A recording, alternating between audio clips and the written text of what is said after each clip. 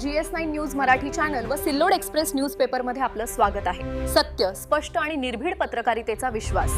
गोळेगाव बुद्रुक जवळील पूल धोकादायक। बुद्रुक गावाजवळील पुलाची भिंत कोसळल्याने हा पूल वाहतुकीसाठी धोकादायक झाला आहे। सार्वजनिक सुरक्षिततेच्या दृष्टीने प्रशासनाने या पुलावरील वाहतूक पूर्णपणे बंद करण्याचा निर्णय घेतलाय। जिल्हा प्रतिनिधी नितीन सुरवाडे। सार्वजनिक बांधकाम विभागाच्या उत्तर विभागाचे कार्यकारी अभियंता यांनी मान्सूनपूर्व पाहणी केली असता पाण्याच्या प्रवाहामुळे तसेच पुलाला जुना झाल्याने पुलाची भिंत कोसळल्याचे निदर्शनास आले। पूल धोकादायक झाल्याने वरणगावकडे जाणारी वाहतूक पर्यायी मार्गाने वळवण्यात आली आहे। जड वाहनांसाठी गोळेगाव, अचेगाव, सुसरी, वरणगाव असा पर्यायी मार्ग निश्चित करण्यात आलाय, तर हलक्या वाहनांसाठी गोळेगाव, अचेगाव, पिंपळगाव, सुसरी, वरणगाव या मार्गाने वाहतूक वळवण्यात आली आहे।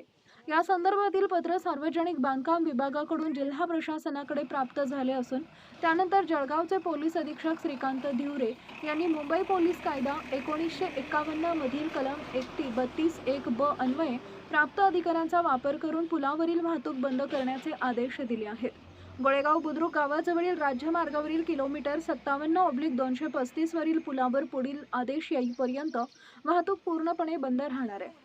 त्यामुळे वरणगावकडे जाणाऱ्या वाहन चालकांनी प्रशासनाने निश्चित केलेल्या पर्यायी मार्गाचा वापर करावा आणि धोकादायक पुलावरून प्रवास करण्याचा प्रयत्न करू नये असं आवाहन करण्यात आलं आहे। पुलाची दुरुस्ती किंवा पुढील कार्यवाही होईपर्यंत वाहतूक व्यवस्थेत हा बदल कायम राहणार आहे।